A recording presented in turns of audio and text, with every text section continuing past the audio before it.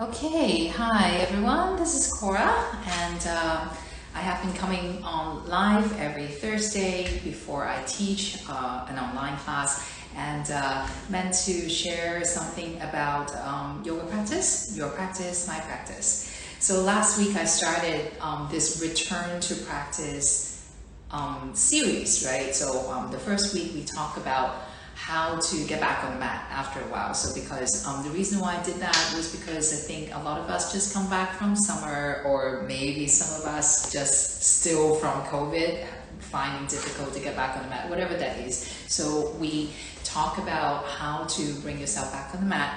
The replay will be up tonight, but let's just recap a little bit on what we talked about last week. Basically, the message is to choose the focus area to work on, right? Something that deep inside that you think I want to work on, because it's much easier when you have a focus, which is more measurable. And then after that, you set up steps around it. Okay, so again, replay will be up tonight. Now, to continue last week's conversation, today we will talk about how to build a short and sweet self-practice sequence. You're like, what? Self-practice? No, like I'm not good at that. I need to go to a teacher. You'll be surprised, especially if you already have some sort of yoga practice. I want to say that you are your own best teacher. And before you think about, okay, I'm going to have to get myself out to the door, find a yoga class, or even, oh, I have to find new yoga membership, or even have to go online and find a yoga class, why don't we just start with ourselves? And at home is the easiest way to start your practice again. One thing I see from COVID is there are more people practicing at home, right? We used to think that, okay, you know what, there's no other place, I have to go to a studio, or we need a quiet, sacred space, altar, like lay out the mat, candles or whatever to do a yoga practice. Now we know we don't, right? You know, you get on the mat, dogs running around and babies running around, you know, that happens, and we can still practice. So today, let's play a game, and it's to build a 25-minute self-practice sequence. And it's not difficult, actually. It's 5 minutes of everything, but you need a timer, and it's 25 minutes, and it's 5 poses. You're like, what? Yeah, exactly.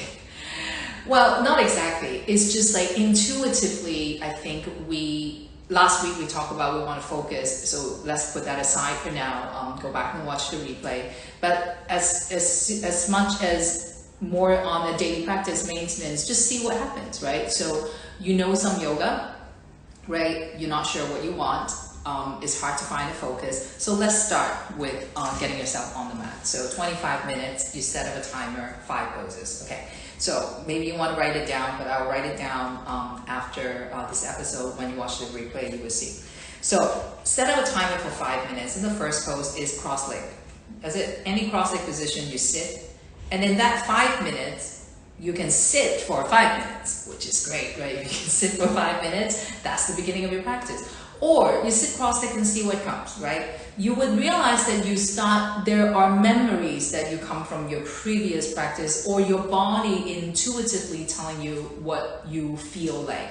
You would start to realize you want to fall forward, or doing a side bend, whatever that is. And then all of a sudden you are practicing, right? You know, the most important thing is you get yourself on the mat, you sit, and then you sit cross-legged and see what comes, okay? So 5 minutes, cross-legged, see what comes. Nothing comes, sit for 5 minutes. Okay, second pose, Tadasana. Stand up, stand, arms straight, legs straight, just stand, and then see what happens again, right? So it's quite intuitive, because a lot of times, so they're standing poses, they're downward facing dog. So we start, the second pose would be Tadasana.